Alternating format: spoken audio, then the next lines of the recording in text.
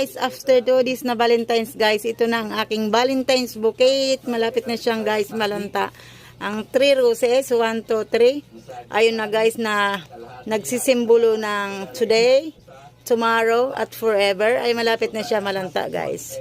Pero guys, itong iba guys, kagaya nitong flower candle, hindi pa siya guys lanta, matibay siya. At itong mga daraysi guys, na pinapainom sa amin ni nanay, parang sa haro, ginagawang haro para sa gamot ng lagnat, yung mga herbal na mga gamot. Ayun guys, hindi pa siya lanta guys. Tapos itong aking African daisy, hindi pa rin siya lanta guys. Ayun, maayos pa ang kanyang kalagayan. Pero guys, itong 3 roses ay malapit na siyang malanta. Yung aking 3 rose.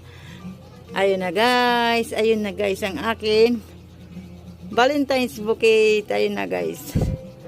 Ang mahal pa naman guys, sayang naman guys, pero okay lang, masarap naman makatanggap ng sariwang bulaklak guys. Ayun na guys ang aking flowers. Ang ganda niya guys pag masdan.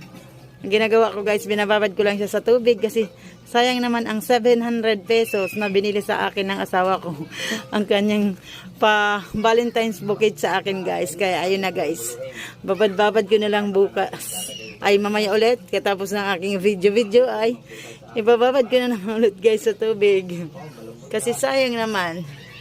Siyempre guys, nag-effort sa akin ang aking asawa. Kaya ayun, binababad ko muna sa tubig para hindi muna siya malanta. Ayun na guys, yun lang guys.